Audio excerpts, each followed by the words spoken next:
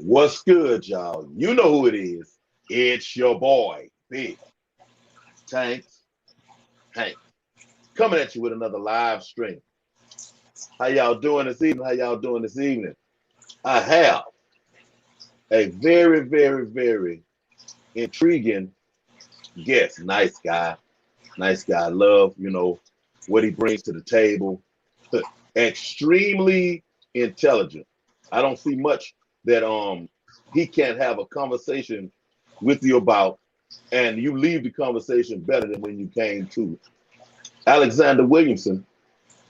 When I say I really, really respect this guy, and I've been waiting a long time to have him on the show, it was kind of one of those situations where I didn't want to approach him initially, because I'm still one of these people that's like starstruck on here.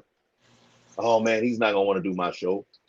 But I reached out to him on Messenger, and he was excited to be here, and I'm gonna bring him up. Hey, what's happening, man? What's happening? What's going on? Thank you so much for having me, man. I appreciate it. No problem. Yeah, that was quite the introduction. Now I'm gonna have to try to live up to a part of it or something. They're gonna find out the truth, man. Just a little bit, just a little. Hey, everybody in the chat, don't you tell no secrets. If he don't tell them, you don't tell them. That's right. Yeah. Well, how are you doing tonight? I'm doing very good, man. I'm doing very good, very good. All right. Well, thanks for having me. Did you want me to do a brief little introduction and kind of how I got a little taste? Yeah. So essentially, I started off age of probably 4 or 5. I went to a carnival, one of the kind of old school carnivals that would come through town, and you'd throw pennies into the little jars, and I see Kenny already in here. And throw pennies into the jar of fish, and then you get to keep the fish. You pay $5 or whatever to throw a penny, and you get a 5-cent fish, one of those rip-off things. But I did it, and my mom must have been looking somewhere else, because then we end up with this feeder goldfish, and it lived till I was like 9 or so. So it lived like 4 or 5 years. Its name was Elvis. And I named it Elvis. And it lived in an actual dirty, gross fish bowl. And I don't know how it survived, but it did. I cleaned its water and took care of it and everything. But looking back on it, I feel bad for that one. But so it started out there. And then I decided, I want some of the albino Corridora. And then I want some of the little blue neon tetras. And so I got, for Christmas one year, my parents let me get a little 10-gallon tank, and then from there I got into guppies, and from there I started in the back of magazines like Tropical Fish Hobbyist. Used to be able to cut out the like classifieds in the back kind of thing, and they had basically lists of people who were breeding, and so I got a hold of some nice quality guppies when I was like a young teenager. And that's also when like eBay started to come out, like just was starting, and like the internet was kind of coming out. So that I also kind of started up into the hobby with eBay, is where I was selling like the bettas and the guppies that I was breeding when I was a teenager and making side money. And then it became not so cool when I was in high school, and so I kind of like moved all my tanks into my closet and, hidden and stuff. Or I put a black light on one of them, and then that made it cool, like for some reason, when you're 16. And after that, went to college, couldn't keep any fish for a little bit in college. And then when I was able to again, got back into it, started breeding for profit again, started getting into just different fish. And then lived some places where I couldn't have fish, but I kept up with it. And then finally, after 10 years bouncing around, sometimes had to have a tank or 2 or whatever. I never had a fish room until the last like 5 or so years. And right now, I guess I've got about 26 tanks up and running. And even when I started my channel, which started as like a diary, is what I kind of I kind of wanted to just document and have a place to save film of what I was trying and what I was learning. And then it turned into people asking, like, you know, do you know about this or that? And my answer was usually no, or I didn't have the confidence to tell them, yeah, I actually do know about that. And so it kind of evolved over time into, I mean, I've got a history in archaeology and anthropology degrees. And so kind of the way I weave information about humanity and the history of a species or the history of who discovered it, that kind of stuff kind of comes from my schooling background. But I haven't really done anything with that background professionally ever. Graduated school, finished up my thesis in 2008 and 9, right in the winter there, and it was when the economy just had like crashed. So all the jobs kind of went away, and I started tattooing for a living for years, tattooing and doing art and graphic design for little local businesses that needed logos.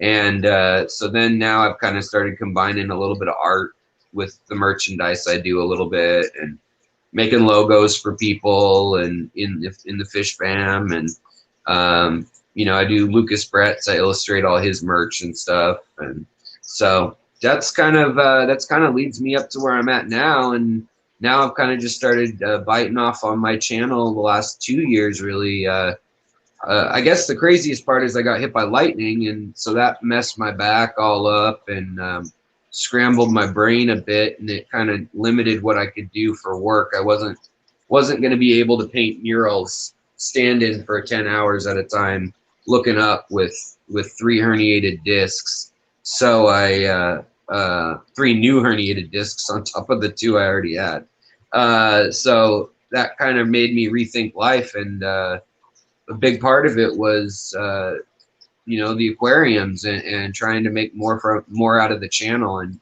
kind of actually treat it like I'm writing a paper a couple times a week, like I would have in history class, and doing that kind of research and then kind of filing it away. And then just as viewers and subscribers have new ideas, or I have a new idea, or I get a new fish, I kind of dive in and try to research that and then set it aside. And, you know, maybe I do 2 or 3 subjects a week that I research, and then pick the best one and kind of talk about that. And that's kind of how I got to where I'm at today now. So, yeah.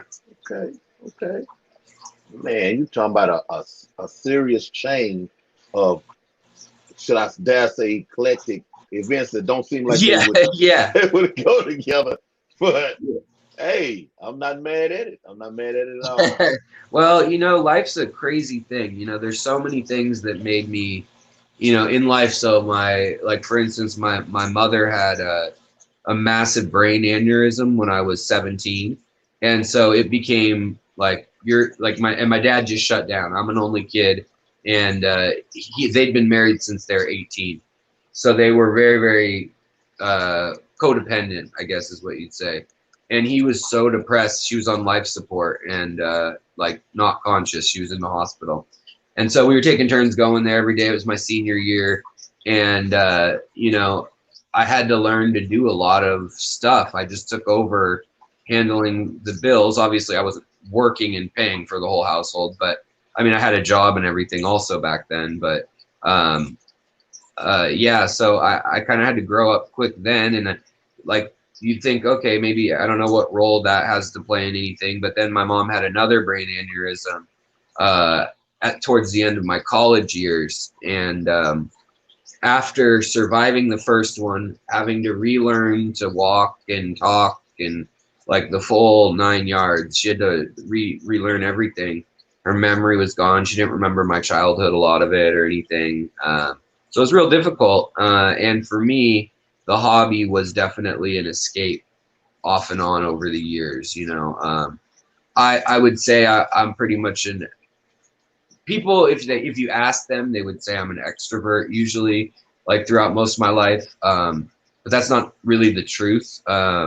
I drank a lot when I was younger, and I went out to parties a lot, and I was real social, and craved attention and affection and meaning. And So I was kind of, I guess, the life of the party, if you'd want to call it that. You know, Keg was always at my house. I always had the flyer. I produced concerts and did all sorts of stuff like that. So my house, my friend group, whatever, has kind of been a hub in a lot of places I've lived. Like people have kind of gravitated around, or I've gone to whoever they are gravitating around in a subgroup or in a hobby or whatever it may be. I mean, I've done rock collecting, I've done woodworking, I've been part of an artist collective for painting and spray painting, plastic painting. So I've done a lot of different things, but I just, you know, with my mom having that happen, and she worked her whole life from the age of 14, working 2 jobs, and my dad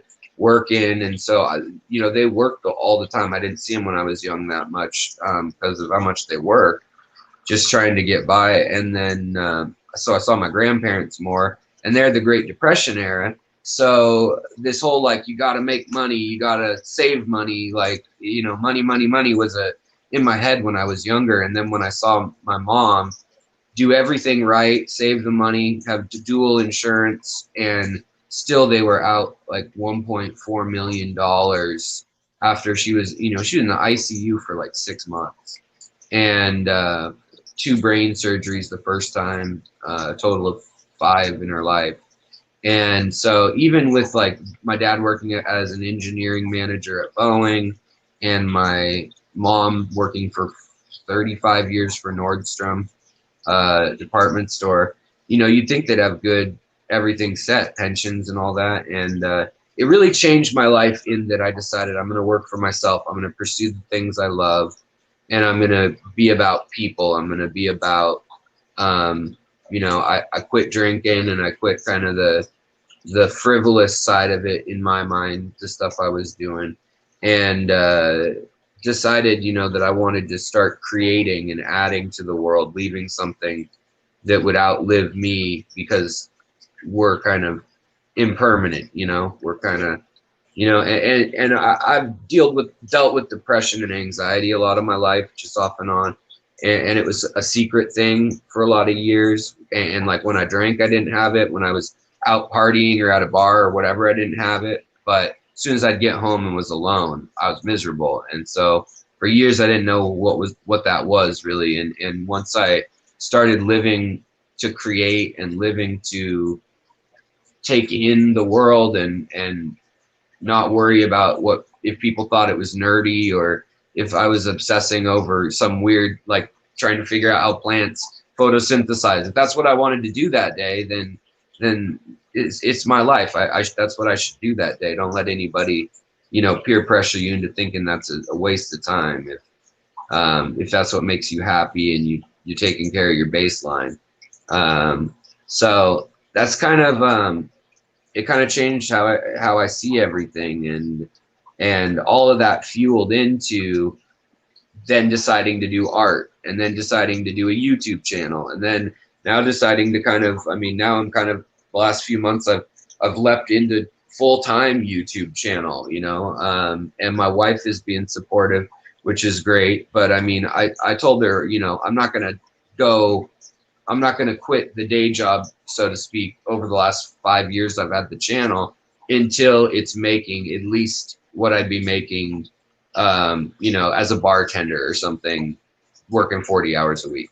And the last few months, I've finally kind of hit that goal for 6 months straight. And so that was kind of the time when I'm like, do I try to, you know, leave the nest and fly and see how this goes, you know? So I'm kind of at that point now where I can still take on freelance graphic design jobs and things like that I've been doing. But, you know, I'm trying to put 30 or 40 hours a week into the channel, and into answering emails, and into, you know, coming on other folks' shows and all that kind of stuff. So that kind of all leads me to where I'm at right now, really. And yet again, trying to live that life of, what is it that I want? I mean, there's not much material stuff I want. I want to take care of my wife, and I want to have money for emergencies for my mom and my dad, if they need help with anything. But other than that, it's like fish tanks. And I told my wife long ago,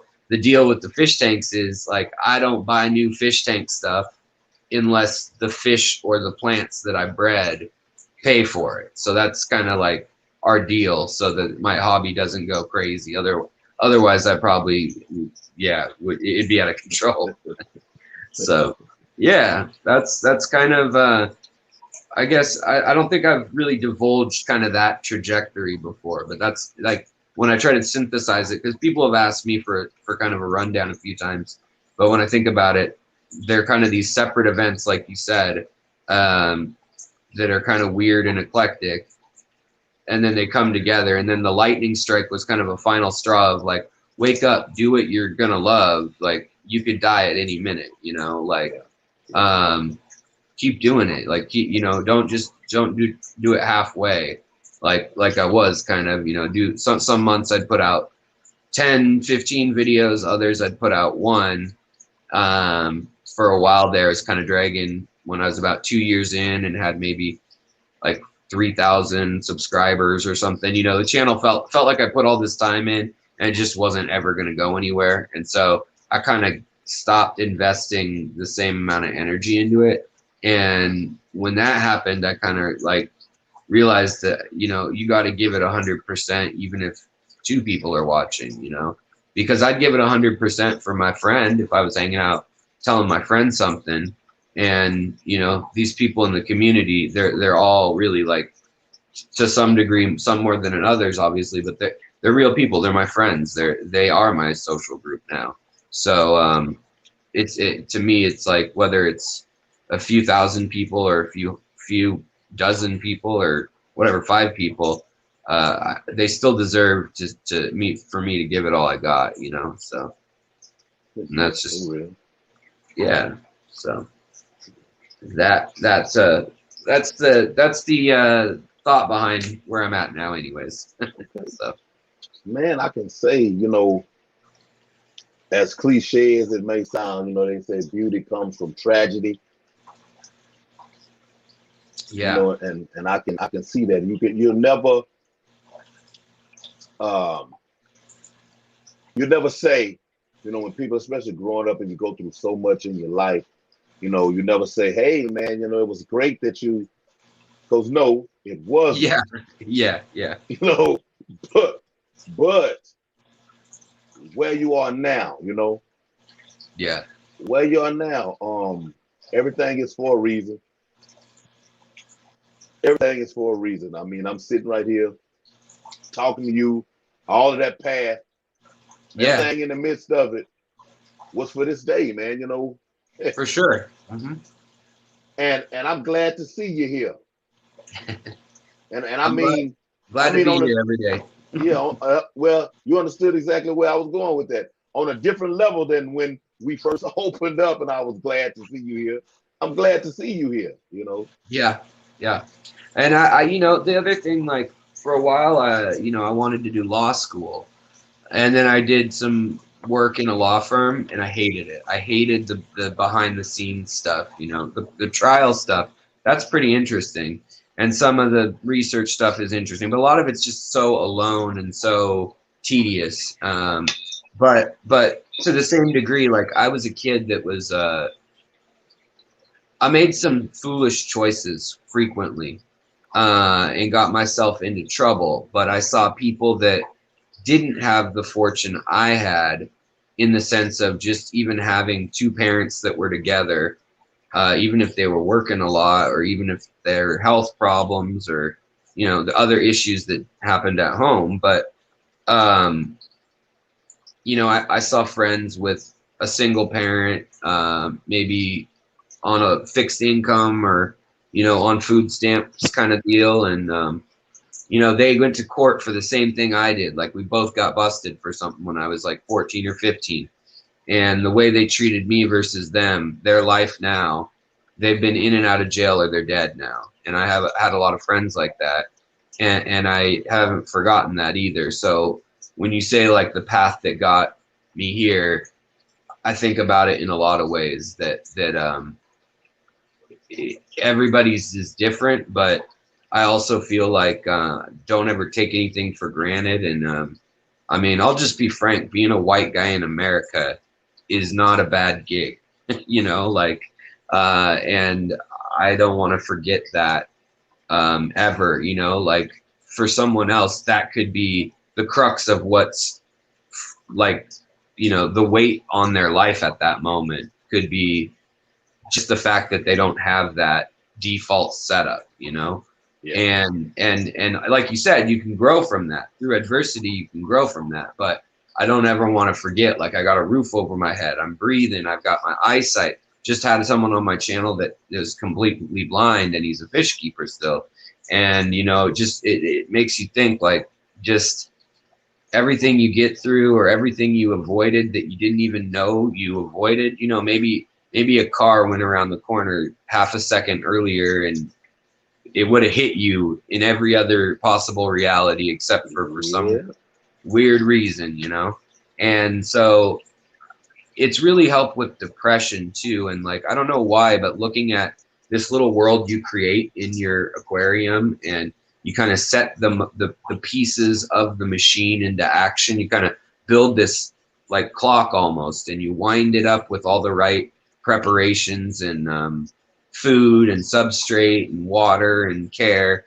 And to me, it's really like a really beautiful, like when you look at like a grandfather clock or a really nice pocket watch that's really finely, you know, with all the filigree inscribed and stuff, you can really like set it up, and you just, all you have to do is wind it and just not break it. That's all you got to do at the end of the day. And so there's something really magical about like knowing you built that and put it into motion, and that those creatures, those plants rely on you, but at the same time, they have their whole own reality, their whole own path through life, through the world. And it's easy to write it off as, oh, that's insignificant if those fish are fighting or reproducing or whatever, but their whole world is in there. And for some reason, to me, it speaks to me at this level of like, it lets me think about my whole world while I'm just kind of relaxing and watching them and observing them. And there's all these angles you can go to thinking about, well, how do fish breathe underwater biologically? Well, why are they shiny? Like, how do our eyes react to the light reflecting off of it? And how have we bred them so that their iridophores, which cause that gasoline shimmer that's so pretty on fish, versus the pigment of their scales and skin, like, how have we selected for those, and why are they there in the wild? Like, there's so many questions I started realizing when if you were to be in prison for the rest of your life in a fish tank, if you could still come up with questions every day, you know? And I think people take for granted. So often I hear people say, I'm bored. And boredom is a luxury. If you're bored, like, you don't have a crisis going on, you know? Yeah. And so much of my life, I have not been bored. And for better or worse, you know, it's a good place to be in if you can say you're bored. And when I hear kids say that, I think it's funny. I mean, you hear teenagers and kids say that a lot just because it's kind of, you know, what they say, you know, they want to go do something exciting or momentous. But as you get older and stuff, you know, obviously, you kind of take those things into your own hands, and your definition of that changes. You kind of, for me anyways, like, I don't want some crazy night out on the town. I want to relax and be with the fish and be with my wife and watch a movie or whatever, you know, like, that sounds like a good night to me. I've had plenty of crazy nights, you know, so. Yes, I definitely identify with that. I do. I try not to go anywhere and do anything, you know, and I've been married, I'm heading towards 23 years, and I think it took a while for my wife. Thank you. It took a while for my wife to like realize that that's like really me. You know, I'm like, you know, I used to drink excessively, you know, once upon a time, and like I tell people, I'm a extroverted introvert. You know, all the kicking it and all that you saw me doing, I was not sober. You know. Right. Yeah. But sober, I'm like, yeah. Hey, you want to know? I'm good. Yeah, and I've got, I feel like a lot of us in the hobby are in that place. Like when I get to talking to people, whether it's that they've got some real serious trauma or PTSD, or they've got, a substance issue, or they've got, a big loss in their life or whatever, like so common in our hobby, like more so than a lot of hobbies I've gotten involved with. There's some real like deep issues that people have come through or they're going through. Chronic pain, another one that I also deal with still, and I don't know, it's pretty amazing, like the kind of quirky and interesting people that get together in this hobby. There's no type of person as far as, demographic, skin color, age, religion, whatever. I mean, you see it in every culture in the world. Like people keep fish, it's like cats and dogs, people just, there's something about it. It's comforting. It's, And it puts us all in a position to identify with one another if there's never another time right. when you're afforded that.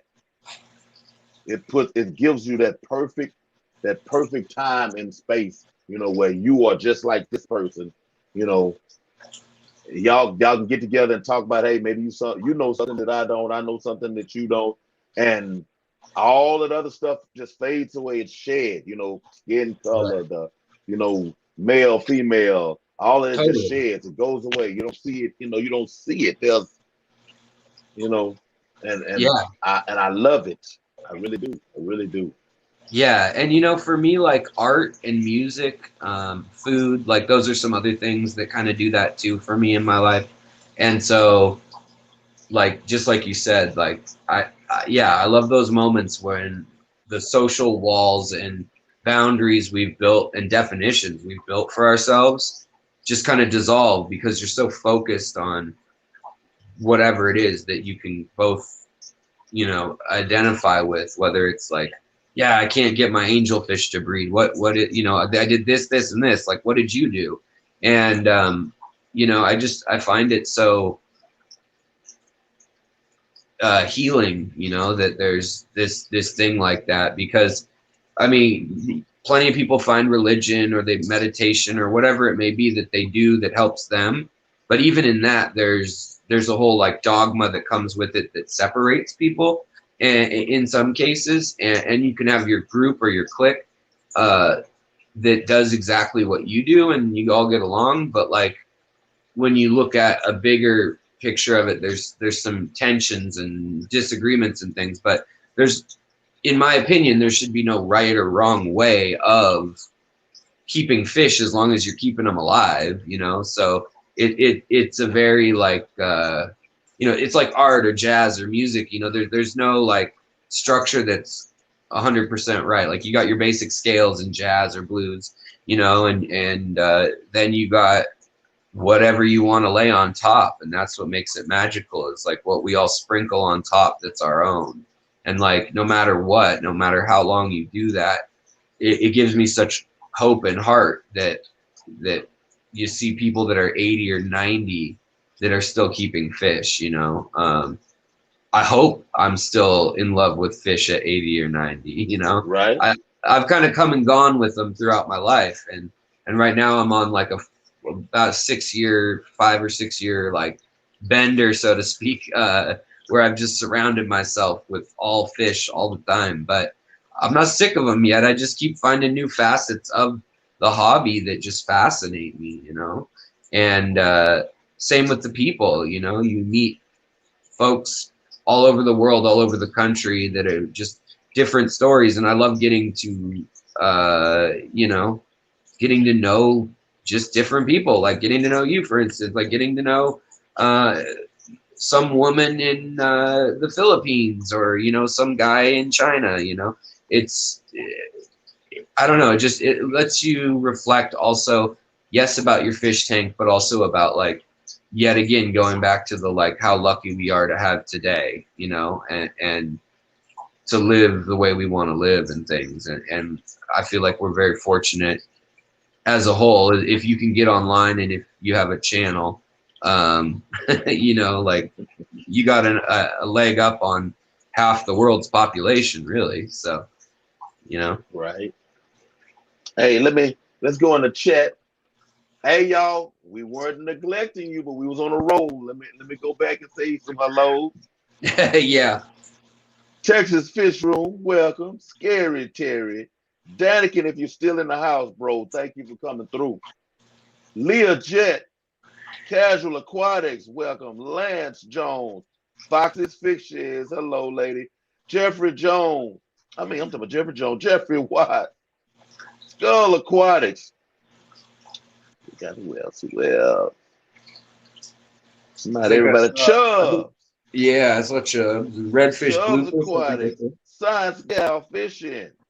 Yes, redfish, bluefish was in here. I think the chat jumped. Oh, forgive me, y'all. That default top chat is a killer. I hate that. Oh yeah. Oh man, I done that. Now let me go back a little bit. Here we go. Psychedelic hippocampus.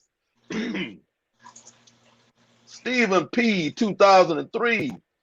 Redfish, bluefish. There he is. Carrie Habercorn. Natural Aquariums. Welcome, welcome. Skull Aquatics. Big Easy. What's going on? Joe Munoz. What's happening? What's happening? Anybody else slide? Bold Tanks. What's going on, little brother? What's going on? Elizabeth, Florida Fish Rescue.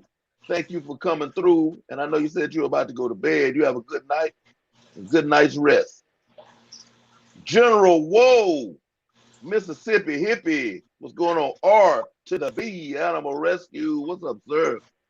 Vitra, what's happening? What's happening? All right. I think I'm caught up. Right on. All right. Woo, man. Thank y'all. We talking about, I see 37 people in the house. Thank y'all for being here. Coming to see Mr. Alex. So you're not coming to see me. You know what I'm saying? You're coming to see Mr. Alex. Oh, they're coming to see you too, buddy.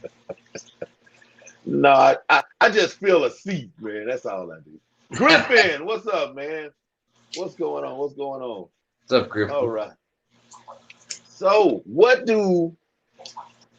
man, you got me so, when you were speaking of, because I like to say it a lot, as far as we take these creatures, plants, fish, and put them in this box over here, you know, they're relying on us. Now they're living their lives. When we're not around, they're still doing what they do. We can't see it. They're still doing what they do. We show up, they say, hey, there's that big thing that sprinkles food in here. How are you doing? Where's the food? If not, we're gonna go back to our business. Yeah. It's we lose sight of what it is and why that is so important. You know, everybody has their own way. I'm looking over here at this. First time I've done this, I have a Tetra tank over there. Okay. I have some black. Hold on. I'm taking pictures and stuff while I'm taking the phone down. StreamYard's pretty forgiving. It's all good. Let me see. Let me turn this around. Where are we at? Settings, camera. Talking myself through it. Come on. Oh, I know, man. The menus on StreamYard when you're live, it's like you'd think the camera button would change the camera, not the settings button. No, it still didn't work. Now I don't see me. Yeah, now I see darkness on your end. But I was seeing you when it was just on your face. You could try it that way. It might not be the best focus, but.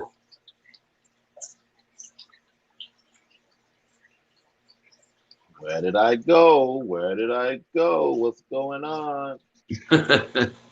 You disappeared into the Matrix. Man, they were sitting and waiting on me. Is it Wi-Fi? And it's crazy that you can hear me though. I know. What's going on? It's weird. Now Oh, I'm gone all together. now I see your, yeah, like your, so I think if you go into, oh, there we All go. right. There we Here we go. go. All right. Here we go.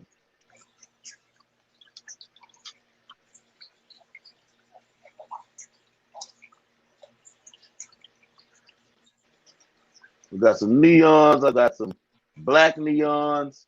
Oh yeah, some blue neon tetras, black neon tetras. I have I some like. hydrangea formosas in there. Oh, nice. Yeah. Come on, camera. Oh, see, it's just And doing now what it's it back wants on to you. do. And I didn't even touch anything. It's just, it's I telling know me how it something. goes.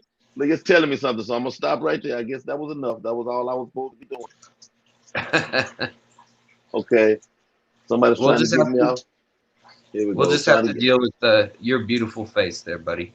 Hey, that'll work. That'll work. You know what I'm saying? Sometimes, that's all we need.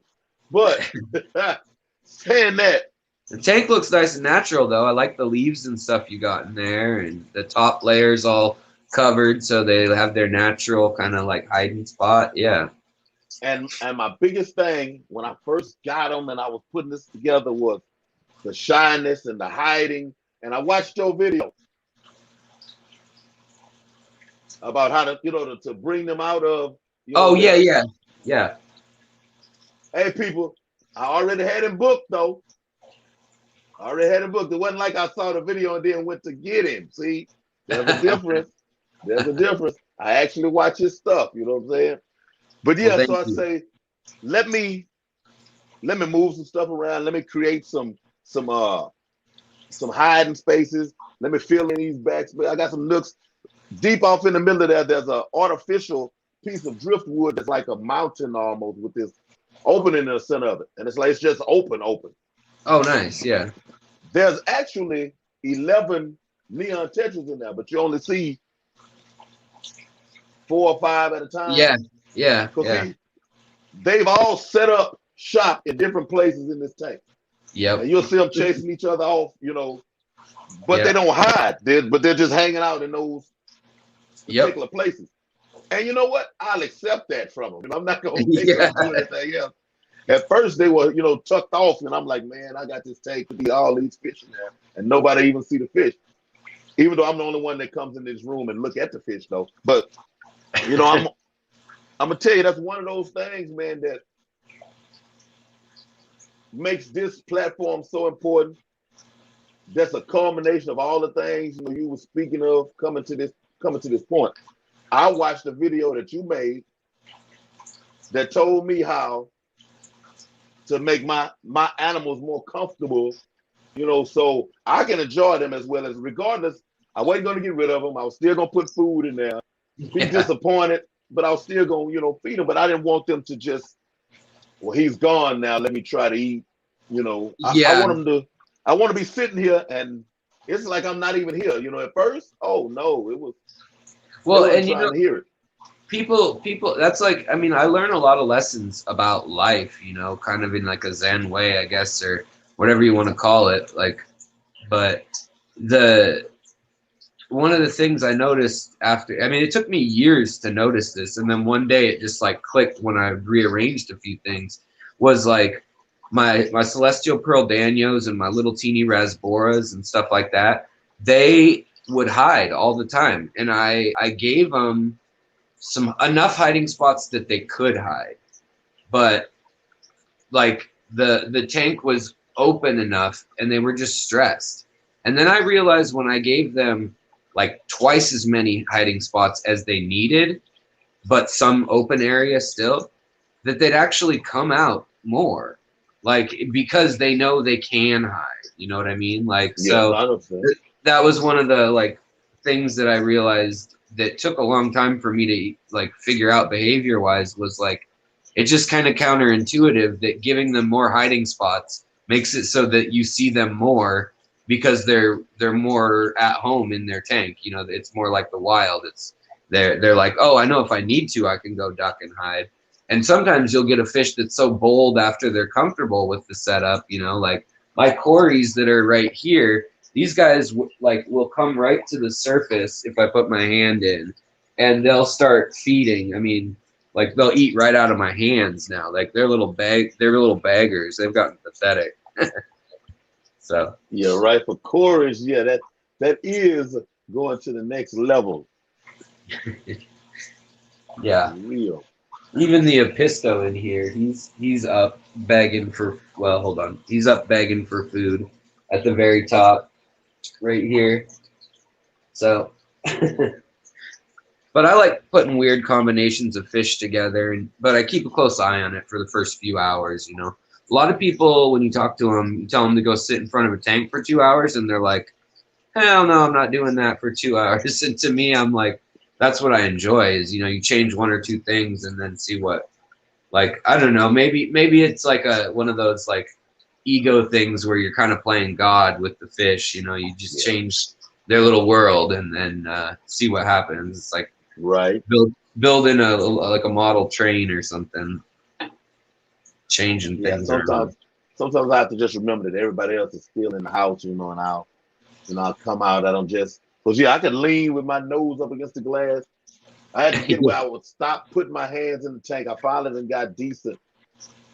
I said decent though, because you know I haven't mastered it, but I done got pretty decent at not putting my hands in the tank. But I noticed when I start doing tanks like this, because I have, let me see, I have like well, like yeah, the more nature style. Yeah, I have that one too. That's a different one. Oh, okay, yeah. So when I started doing that, the tank actually became more enjoyable for me because it takes me back to my childhood when I first started, you know, collecting, you know, native fish and putting them in stuff. Where they came from, you know, was all about what drew me. You know, when you mentioned earlier about how does the fish breathe underwater, all of those things. Yeah. What drew me to, well, I used to catch whatever that was not human if I could catch it. And Oh put yeah, it in me something. too. Yeah. I had salamanders, snakes, oh man, squirrels, whatever, everything you can imagine. Injured pigeons, yeah, I done had some of yeah. monitor lizards, alligators. Oh, cool. So did you grow up in Texas then? Oh, okay, yeah, you got a lot of critters down there. Yes, skinks, man, crickets, roly-polies, oh man, tarantulas. I had all of it. They get loose in the house and they get in trouble, you know. Oh yeah, I know about that. We don't have a ton of. I mean, we've got some stuff up here, but we don't have like the South. The South and Texas and the Southwest have quite a number of little creepy crawlies that a little kid would love to catch. But I mean, up here we've got about 4 or 5 lizard species that you'll see if you're really looking, and then we used to have amphibians, frogs, and salamanders everywhere. When even in the 90s, the 80s and 90s, they were everywhere, and now I hardly ever see frogs or salamanders. I hear the frogs still. But I mean, it's not just a matter of me not playing in the same spot, but I mean, the numbers have really gone down. It's real sad to see that happen, you know. Like the Texas horny toad, I think they're extinct now. But my mother used to tell me about them. Stepping on them, in the driveway, in the little horns at the bottom of the feet, and the blood, they would squirt blood out of their eyes. Or something. Yeah. That's and I mean, crazy. She would always, now mind you, I was that little kid that was, trapping and catching everything. She would always tell me about them, but they, they were gone by the time I came around. And I always wanted a newt or a salamander. And I don't think we had them like that at all. I really don't. If we did, that was the one creature that was smart enough to evade me. That's funny. Yeah, my first pet of any sort was a caterpillar. As lame as that is, it was one of those orange and black ones. Oh, with the fuzzy ones that are like everywhere. That will sting you and Yeah. Yeah. I had it in a jar and its name was Wooly. I was like 3. Woolly. Wooly. Yep. Perfect though, for real. Perfect. And then I had some garter snakes.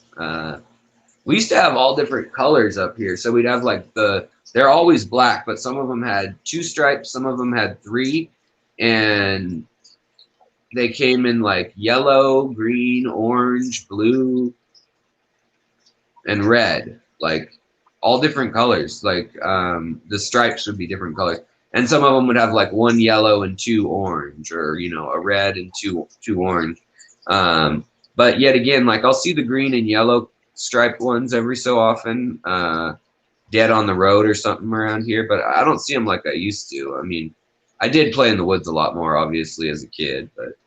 But I think that just the city getting bigger and you just don't see the same stuff. Yeah. Encroachment. Yeah. Yeah. Yeah. So I mean, that's why I think like conservation's so important too. Like, yeah, I love keeping animals from the Amazon or Thailand or wherever because they're exotic and beautiful and interesting. But I'm also the last year or two I've really gotten into more native stuff again, like just liking stuff that maybe my wife calls them the boring silver fish, but just little fish that are all little silver 2 or 3 inch fish. They're interesting to me still. Yeah, for me it's always been the life living Yeah. aspect. Like the least killifish, they had, I'm gonna say they had a wave, for a while in YouTube. But I had never seen them before that. But when I first saw them, I'm like, man, I'm the guy who had the gambusia back in the day when they were just minnows or million fish or whatever. I didn't know nothing about the rest of it. I had them just because they were fish. Yeah. And the little least killifish, the size and the muted, I mean, they have their own distinct brilliantness, but yet it can still be considered muted, And just sitting them watching them do their thing, and the beauty that is them, for what it is. I like the colorful, I love, your gardener killifish and betters. I'm a better dude. I mean, so I love the things with the bright colors, but I always find myself going back to the just natural for natural sake, critter. Mm-hmm. And something else happened today. Bo Tanks is in here, or he was in here.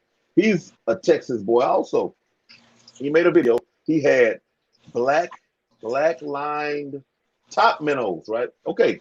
I'm from Texas. Oh, yeah. I'm from Texas. There were no black line top minnows in Texas all while I was growing up. When I watched this video, I went and looked it up. They were like Missouri, Yeah. Supposedly they're not here. And he caught them right up the road, and I'm like, man. Yeah. Where did you get them? In the Rio Grande, they've got plecos like crazy right now. Have you seen any of the footage? Like the takeover, yeah. There's like 1,000 of them, and they're like all like 2.5 feet long. They're crazy. But I mean, I found in the Northwest up here, it's not nice weather up here most of the year for subtropical fish, but I've found guppies in just ponds, But there's something my entire life that I've always been fascinated.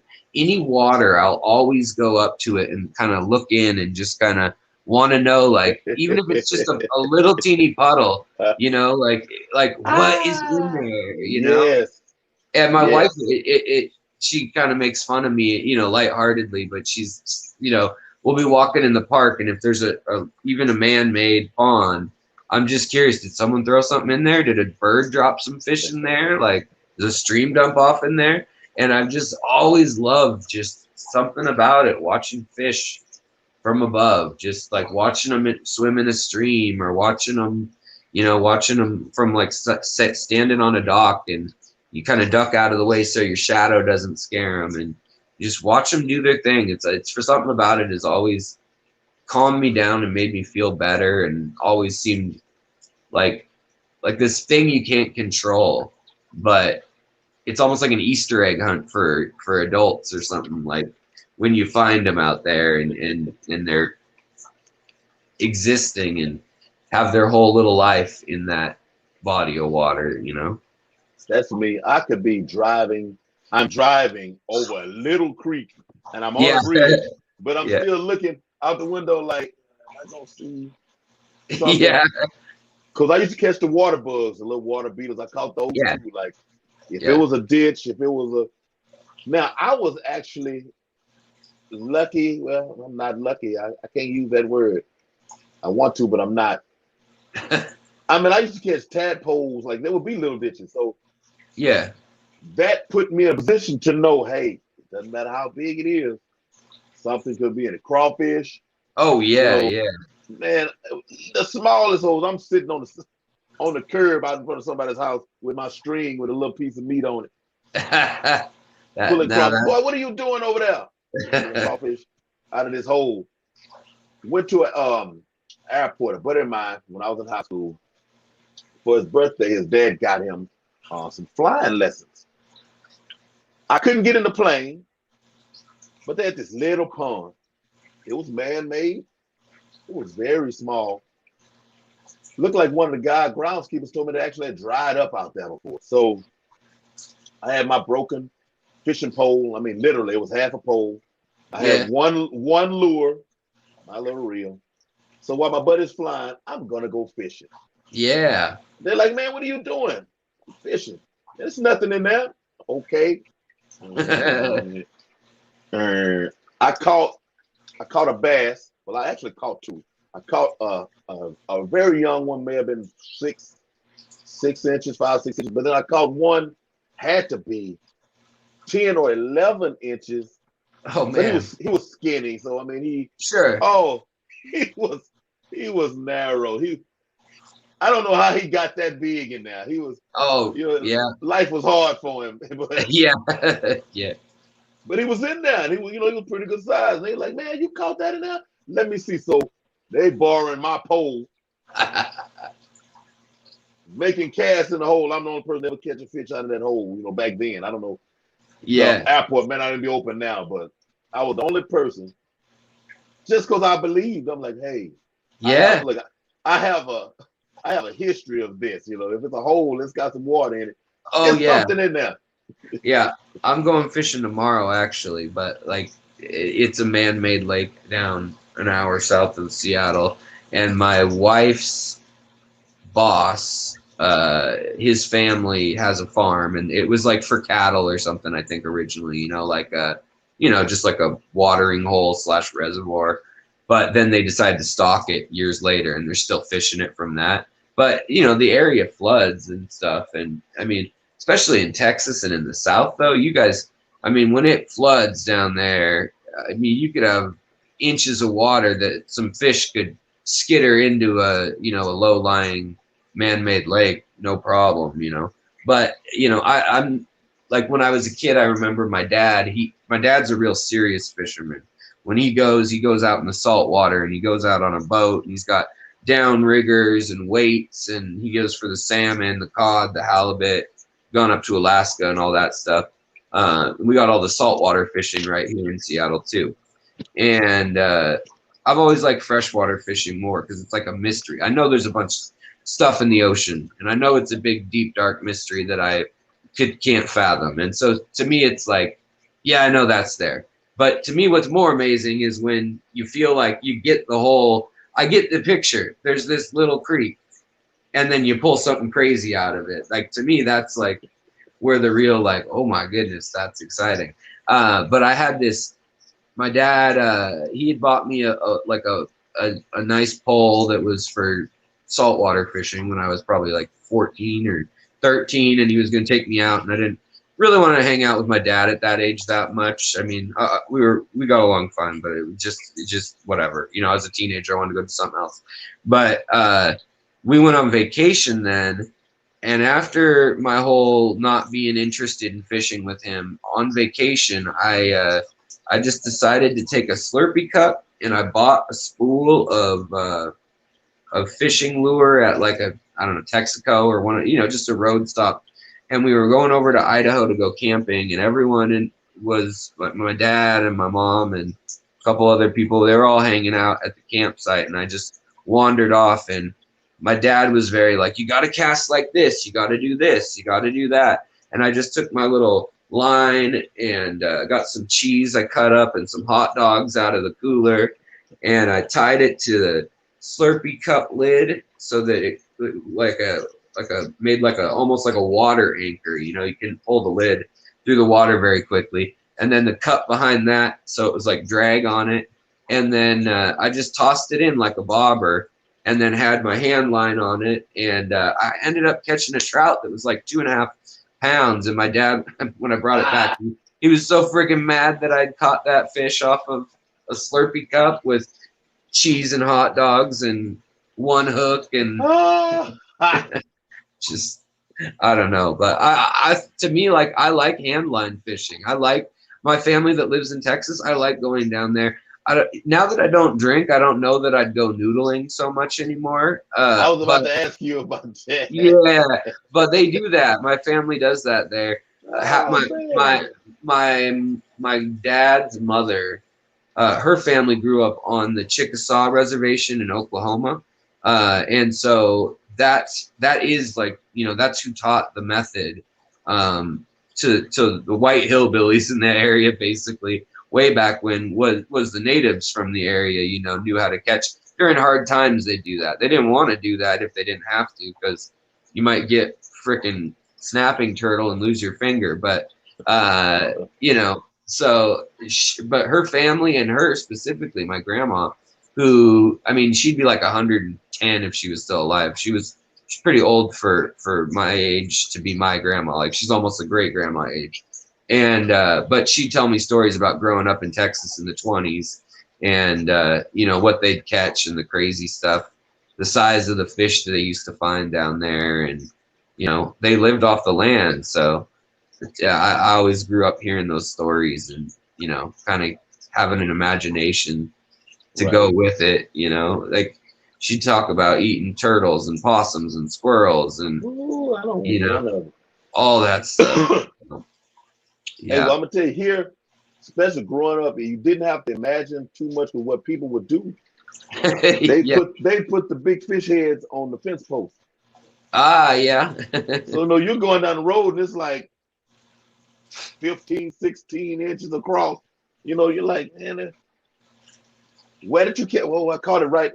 You caught that in there, you know, with your arm. You know, you stuck your hand in there. And you pull this out. Yeah. No, I did all kinds of ways, but I wasn't going noodle.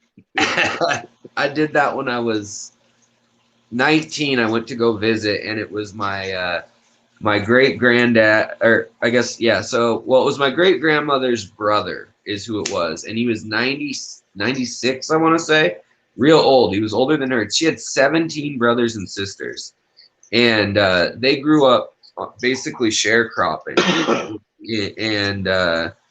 and they moved from Oklahoma to Texas when she was real young, to near Texarkana, kind of, and on the Louisiana border. And so I went down there, and I'm from Seattle, so that was real foreign to me. Like 100-degree day, catfishing. We don't really catfish up here. I mean, we have some catfish, but it's not what you go for usually. Yeah, they got me out there. They, my great uncle his brother had passed away, and he made a batch of moonshine that was in aged oak barrels, like real, like we make, you know, nice whiskey. And it was aged. It looked like, you know, nice whiskey, but it was like 160 proof or something, you know. And when he died, he left instructions to his son where it was buried, but it was the last batch him and his old buddies had made, and it's this recipe that they'd passed down. So when I got down there, it had been, I think, 5 years since he passed, and so they decided they were going to open it up and have some. So I got all liquored up with all these old 80 and 90-year-old guys and they're the ones who convinced me that I should try noodling. So that was me down in Texas, falling all over myself and trying it out. I didn't catch anything other than nervous, but they were catching stuff. Those old guys were catching stuff. I felt a fish. I felt one like come out of the hole in the bank of the river, and it brushed against my leg, and it just scared me. I was like, it was a pretty shallow river, like maybe a little deeper than knee deep, and this catfish had to have been, like that big around, hiding in there, and I could feel it go by my legs. I was like, "There's no way that I'm sticking my hand in there." Now that I know that those are in there, in my head I was thinking like, "This big a fish, like what are we talking?" But it's crazy. So I've seen the ones where they like go completely. Oh yeah, they'll go underwater. under. Yeah. I've seen some of the fish.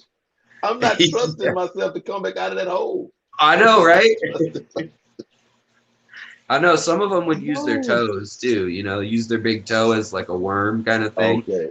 And then when they feel it bite, then they, go down on it. But I guess the trick is like you go into their, you go deeper into their mouth and then try to grab the inside of the gill.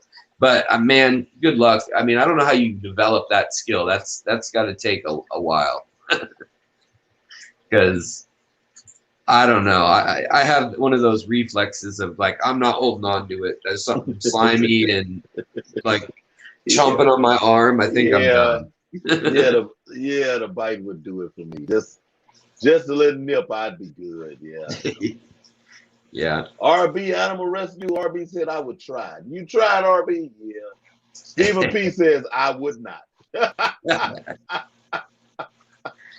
I mean, I'd do it up here. I don't have any problem doing it up here, but nothing would bite. Like down there, you got snapping turtles, you got alligators, you got I don't know what nutrients and muskrats or whatever. I don't know.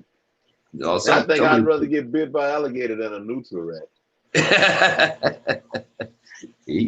Round tail beaver, Yeah, we started to get those. We've started to get those in Seattle. Like they were in one area for a while, and now they're starting to like take up this whole hillside for a couple miles, and they're under like burrowing into the hillside, and houses are getting destabilized. Sliding in, yeah, no. Yep. But I don't know. I've always loved that about the South, though. Like the South, Texas, and Florida, all that area is. There's so much life in the water. Reminds you that life and water are like one and the same. Yeah. In all types of ways. Yeah. So, man, what do you see from here forward? I mean, we can put some sections in that, fish, just regular life. I mean, just moving forward. Yeah. For regular life, the goal, the real goal is, Seattle's an expensive city to live in. It's a real pricey city. And we just got a house. It's a 2-bedroom, and we're fine with that. That's more than happy. So grateful that we could get any house, So I'm real thankful for that. But we're just looking at, making this house feel like a home. And I don't know, the original plan had been to have kids, but since the lightning issue, when it caused brain damage, it damaged my pituitary gland. And that's what makes all the chemicals that are then turned into testosterone and estrogen and progesterone and all that stuff. And so now I got to take injections of that. And family, we might, if we have one, it'll be adopting. So that's kind of some new info in our lives that we're processing still. You never know, but it seems to be the case. The last year pretty much confirmed it, going to a bunch of doctors. And so that kind of changes the trajectory of my plans, when the family was the plan. But the plan now is I want to travel. I want to just keep learning every day. I want to learn something new. I want to keep growing the channel. I want to do more conservation work. One thing I really do want to do is get, be it teachers in tanks, like tanks in the classroom, or be it in the prisons. Prison came to the aquarium shop that I worked at when I worked at one in Seattle that was an aquascape shop, and they had asked if they would actually come teach a workshop and teach like 3 or 4 of the older inmates how to set it all up, who had kept fishing their past younger life, how to set it all up, and then they would set tanks up in each of the units that it was acceptable to set them up in. Because they came out with some studies that showed even in booking, like at a county jail, the rate of violence goes down like quite a bit when they have a fish tank.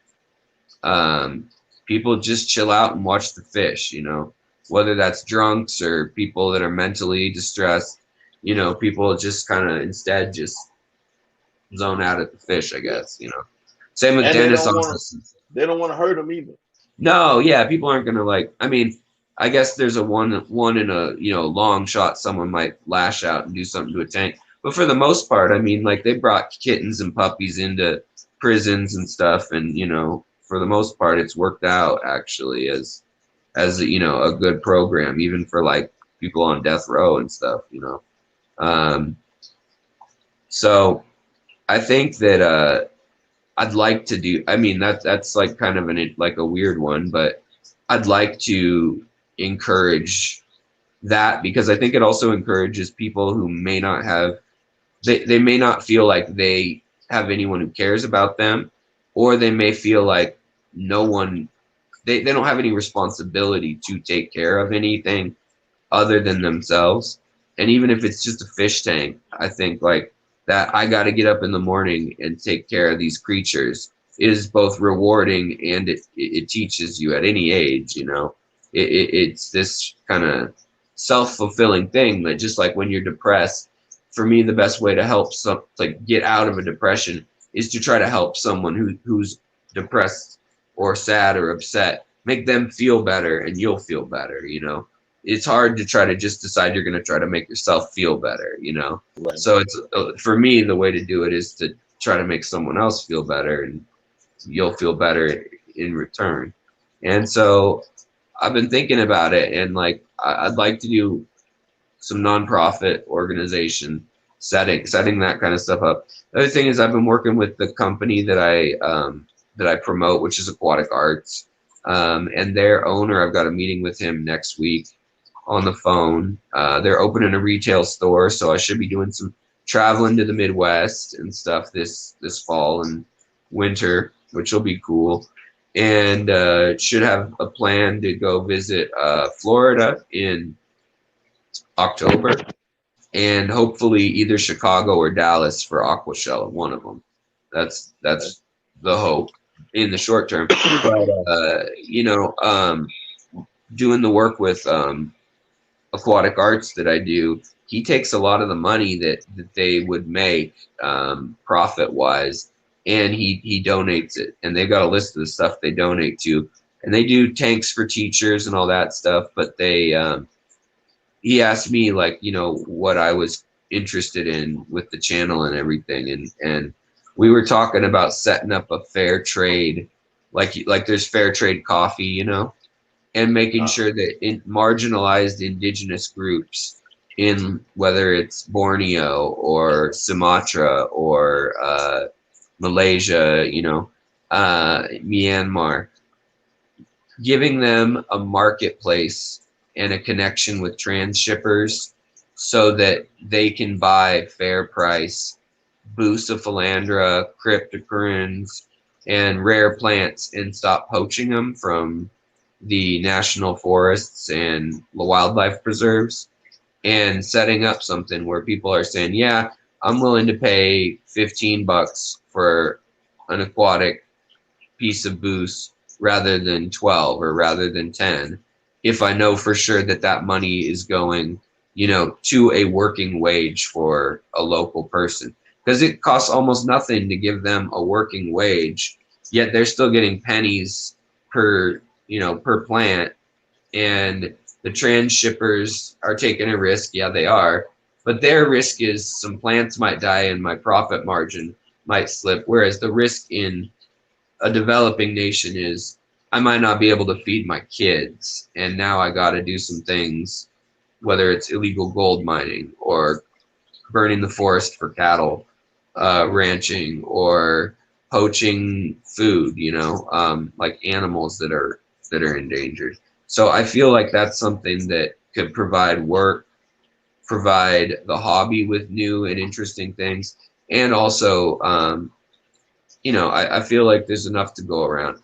I just feel like the top of the food chain in our hobby and in all aspects of life, whether that's pharmaceutical companies or oil companies or whatever, like you keep seeing CEOs and companies that own, billions of dollars at the top, and you see what they pay the lowest workers and things, or the Walmart family, for instance.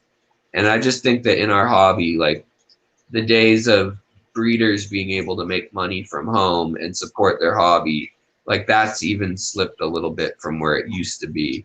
And I just think that we need to keep that going and make sure that people know like why it's worth paying more for something that's bred in your area from good quality fish, and not wild caught by somebody who doesn't care. I mean, there's plenty of wild caught fish that I support buying too, but depending on the situation, I just think that we should structure this hobby so that it's accessible, and so that the money doesn't get concentrated at the top in places where it doesn't come back to feed and help the hobby, if that makes sense.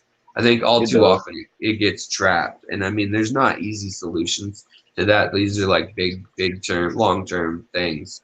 But as I think about it, those are things that I believe in. And I also believe in, and it's something I've struggled with myself, is I believe education should be free or at least accessible at a fair price to anybody who's willing to put in the work and the passion. And I know not everybody agrees with that, and that's fine. But that's how I feel about it. And my channel, I feel the same in that I've always been torn. I'll gladly accept donations. But if there's some 16-year-old kid who's feeling alienated but loves fish or whatever, and this is just like all that they want to learn about, like, I just feel like I have no right to try to say you owe me $5 to learn that.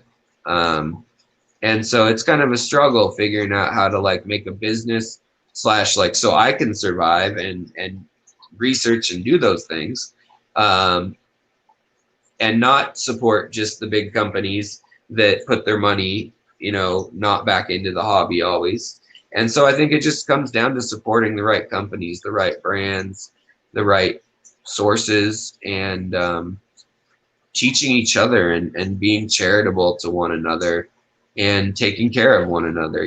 When I got money to spare, I try to super chat all my friends that I watch, and yeah, I just think that it's a pretty incredible community. And I know that like, I feel like within my subscribers and viewers, I feel so incredibly fortunate to have, I mean, yes, I know I've had a hand in building who they are, but they've also congregated around the content that I put up, and I wouldn't trade it for anything, just the positivity and the amount of empathy when someone's like house burns down or their car breaks down or whatever, I've seen the community rally for a lot of different things, and it's I pretty was I crazy. was one in order to Yeah, move yeah, move into this apartment. Yeah.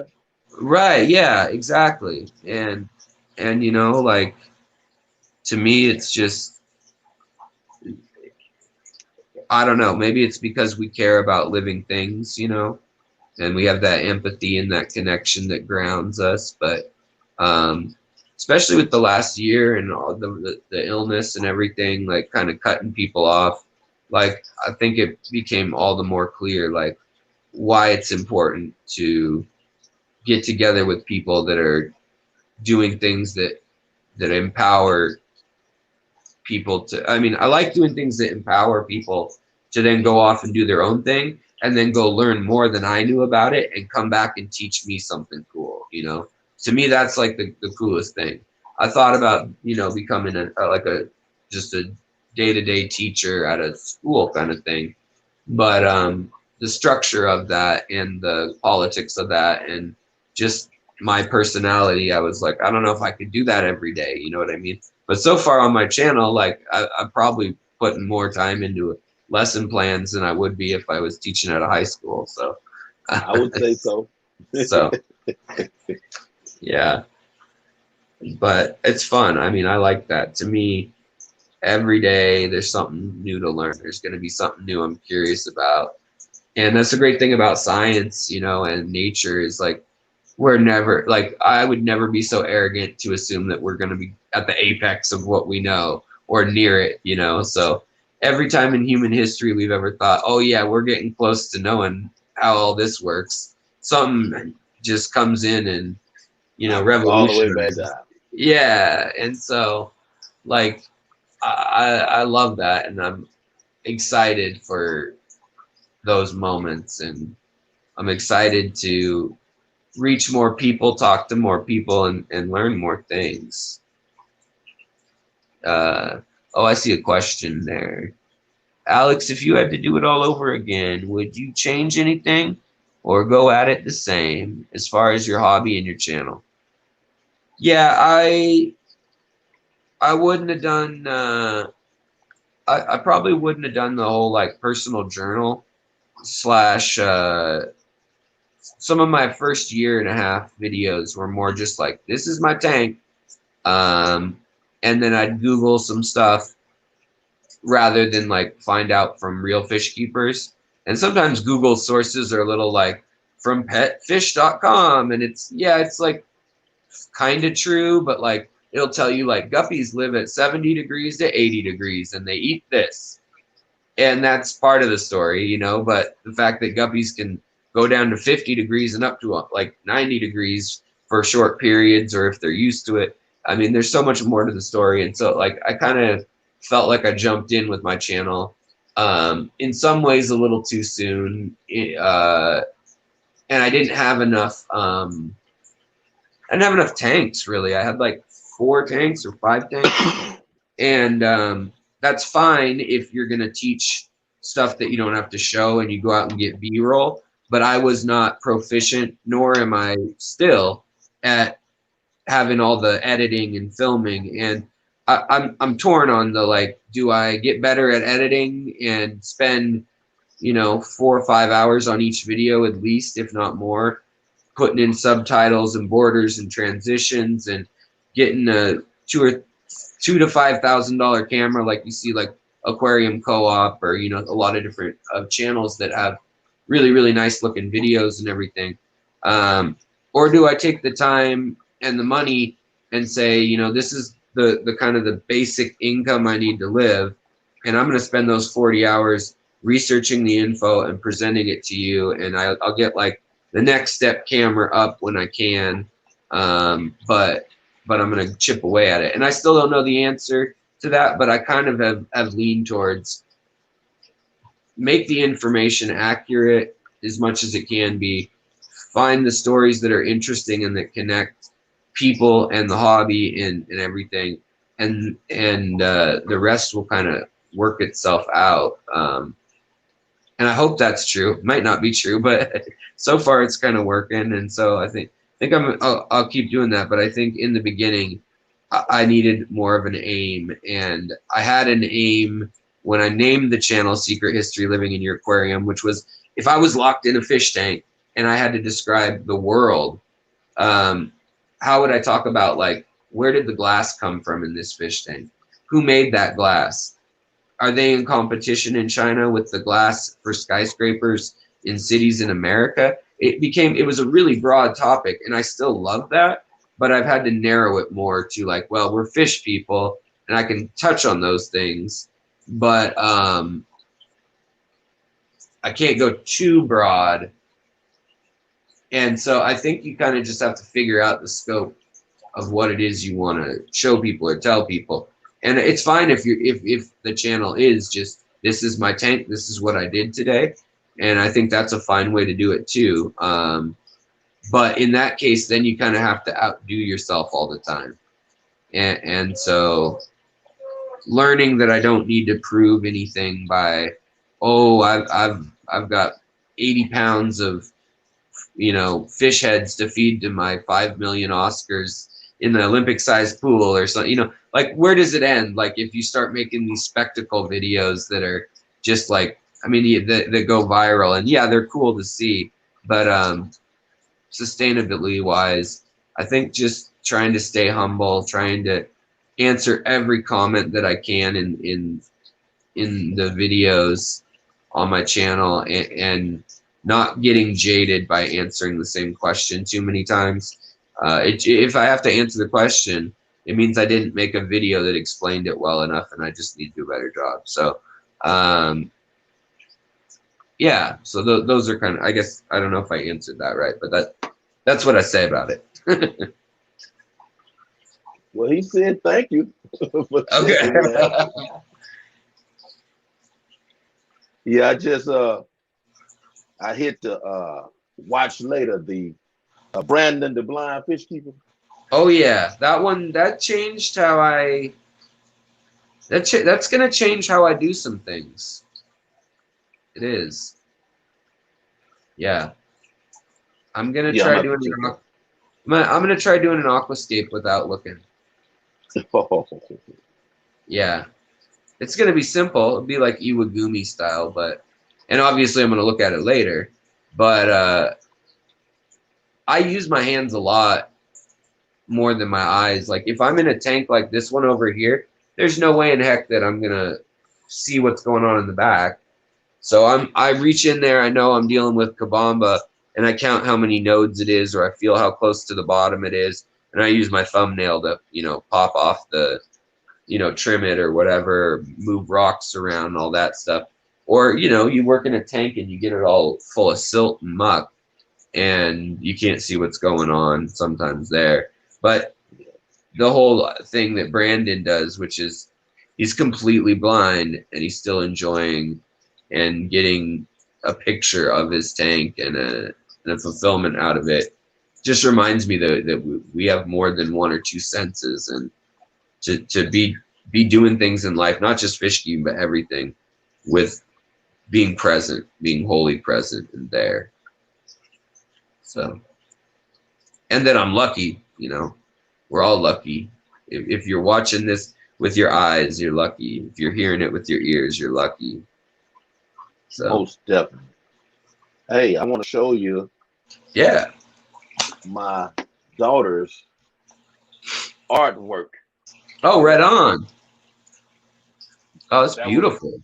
That was a birthday present, I want to say 2 years ago. Oh yeah, that's nice.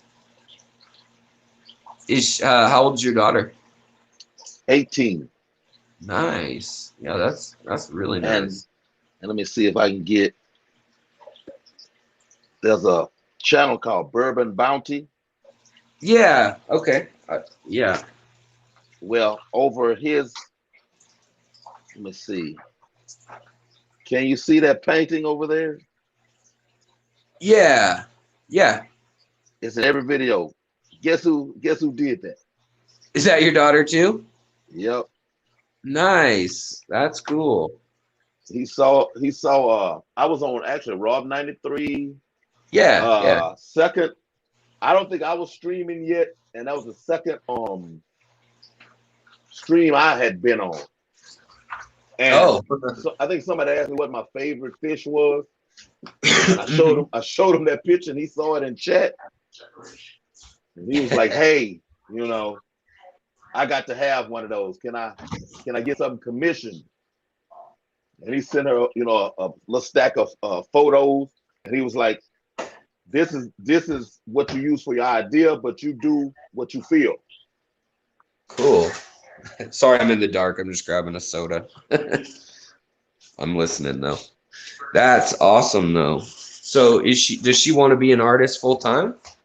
I don't think she wants to be anything full time. Oh, she's got my problem.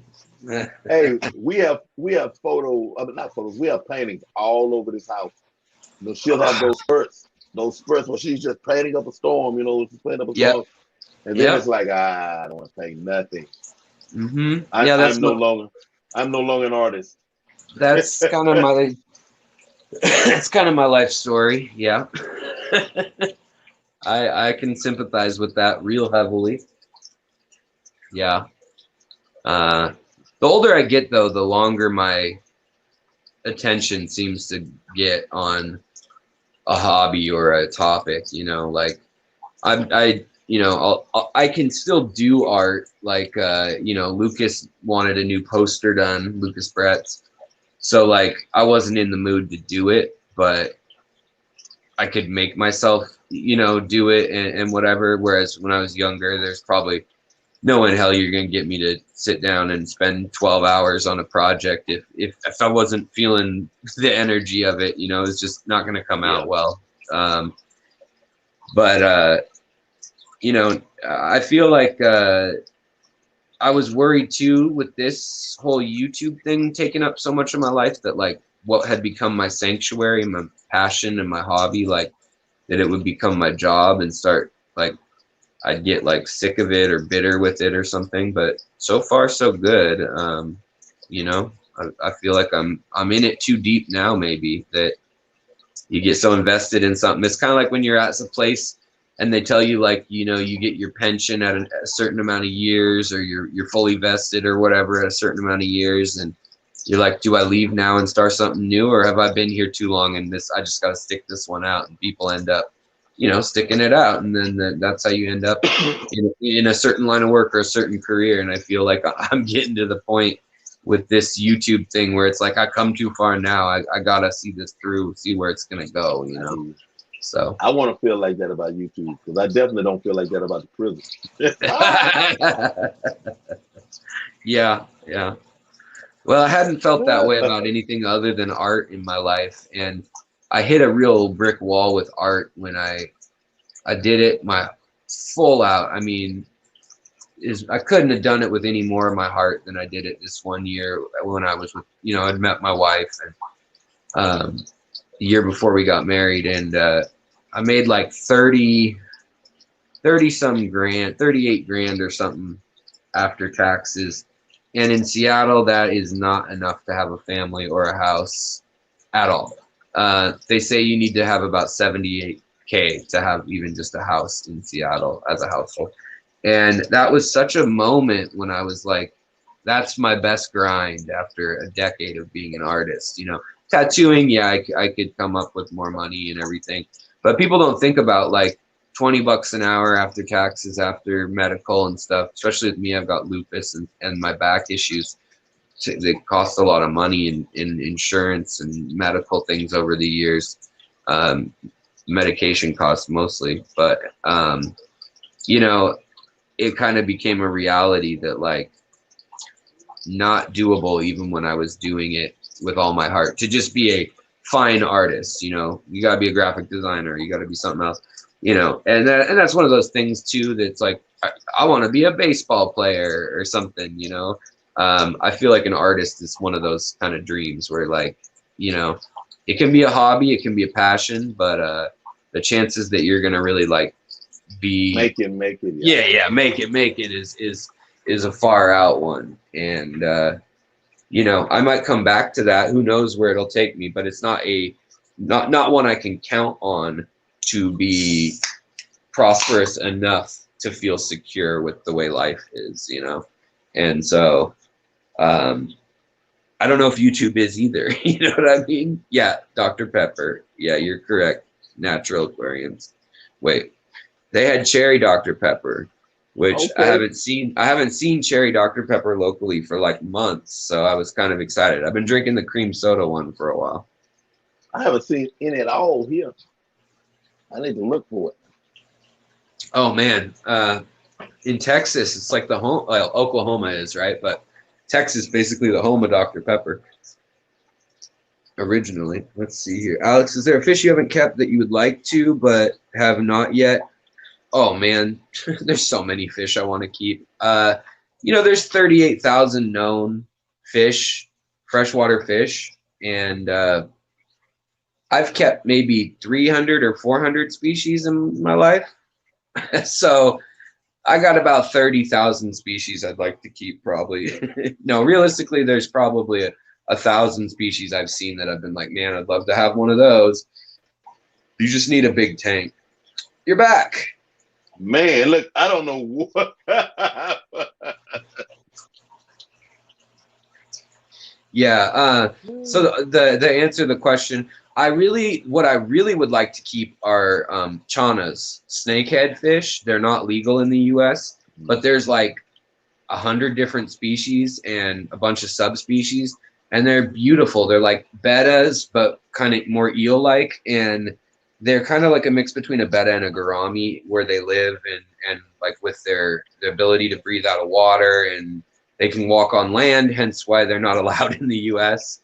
But there's a bunch of types. Some are a few feet long, some are only like 6 inches long, and they're just, if you look up CHANNA, they're a whole class of fish we can't keep here that are just incredible, and I'd love to keep those. Like that's one, like there's a bunch of species I'd like to keep in that group that as of now we can't. But it's a bummer because in Washington there's no way they would live. They need like 75-degree temperatures, and here they'd only get that for like 2 months at best.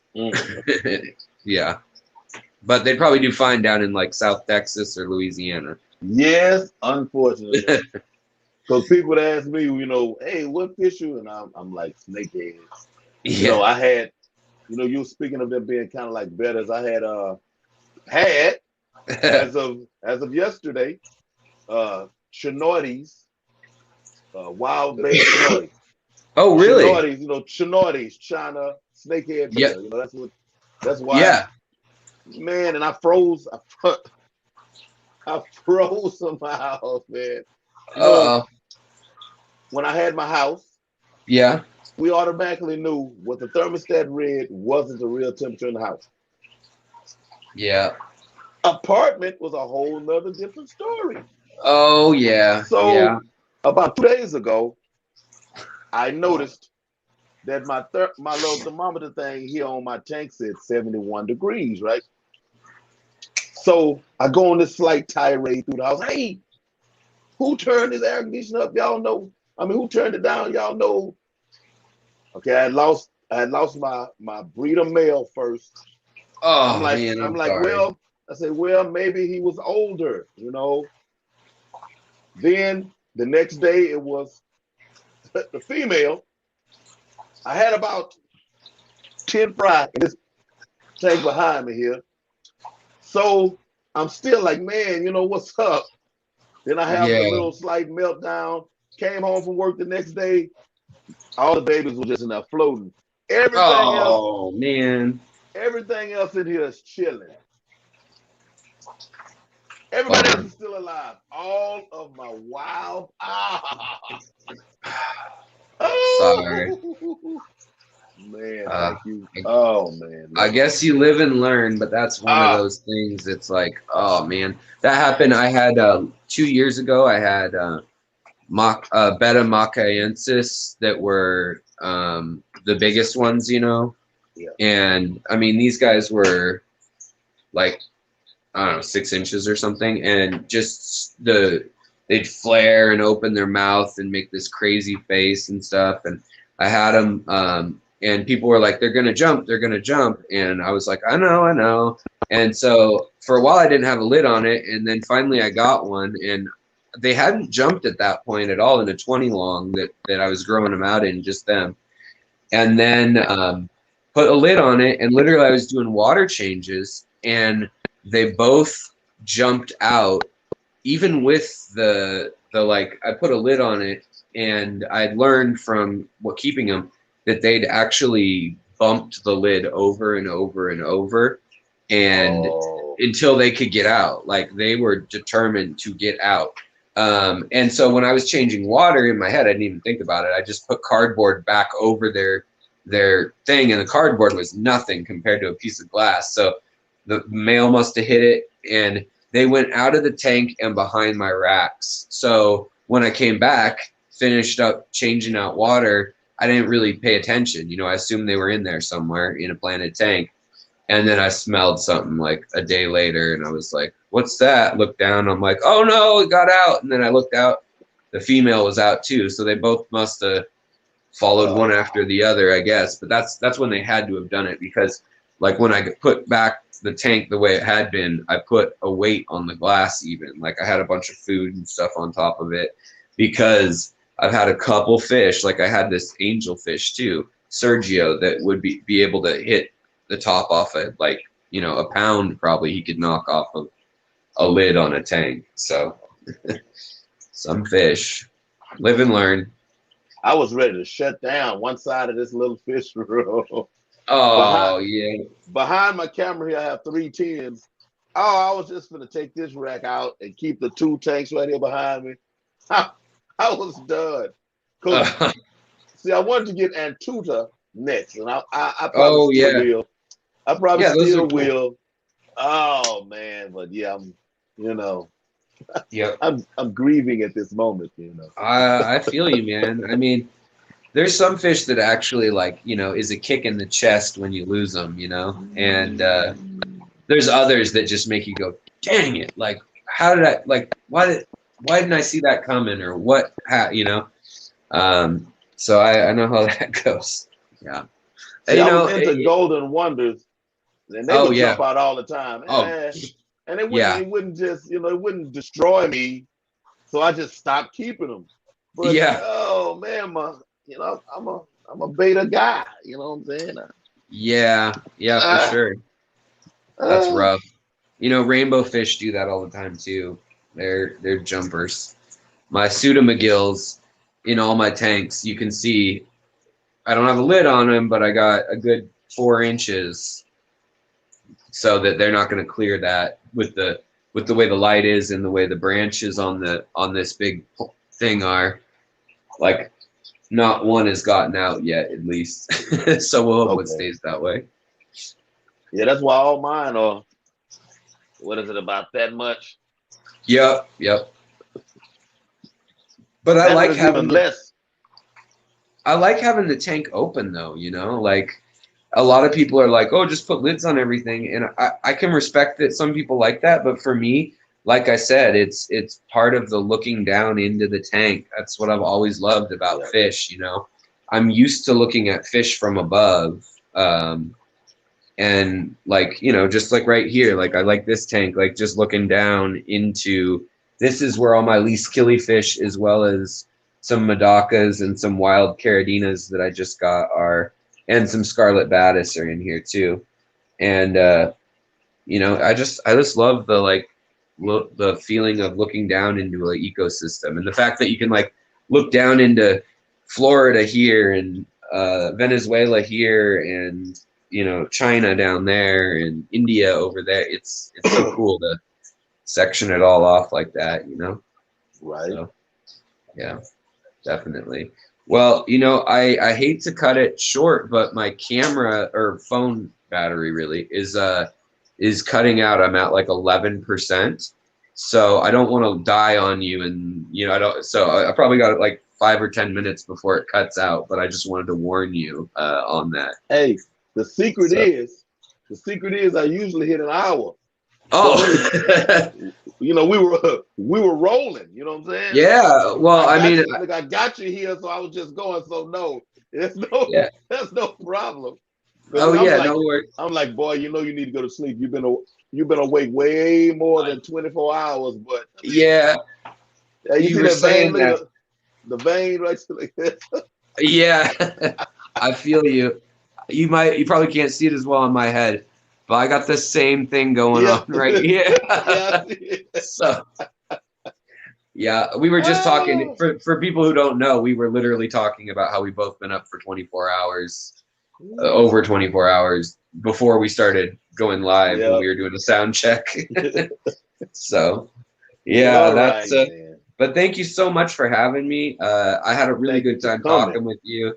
I feel like I talk too much, but you know, No, never that. I Hey, get this if it's gonna happen, it happens here. right on. People that come to my chat and visit, they already know. Hey, I'm Yeah, gonna tell you, okay. I'll tell you another secret. I already shut the screen down. I have one thumbs downer who's guaranteed to show up during replay. Oh yeah. Well, he already showed up during this live, or she, or whoever it is. So that means we doing something right, man. If my serial thumbs downer showed up I've while we got were streaming. I've got two of those too. It started with one like maybe 6 months ago, and then recently I got another one. But I mean, they're there like within 15 minutes of everything I upload. I'm like, damn, they don't have a life. Like, Hey, I'm flattered that they dislike me that much. It is special. you brought one of them over here. I think I did. There's two Oh, thumbs down. okay. Yeah, it probably did. They're You brought one with it's intense. Hey, I don't feel like my stream really did anything. When I go back and I'm checking my, okay, oh man, okay, they hadn't hit me yet. Then I come back, oh man, they missed this video. There was something that I didn't do right in this video. They didn't put a thumbs down on it. Yeah, you know it's not right unless it's got a thumbs down. It's got to have one. Hey, yeah, it was successful. Look, I don't have to worry about it if I got the thumbs down. If I don't, I have to go back and rewatch it. Well, thank you so much. You'll have to come on my channel sometime. Things are a little busy for scheduling right now and with the Aquascape contest, but as summer rolls on, hopefully I'll have more time, and let's just keep in contact, man. I had a good time chatting. So Most definitely. That's right what on. I do, man. Most definitely. Right on. Hey, well, thanks. thank y'all for coming through, sitting and going on this ride with us. You are always appreciated. And you watching this on the replay, thank you. Better late than never. As long as you catch it, you won. Right on. Y'all be good, love each other, and take care of those fish. And we're out.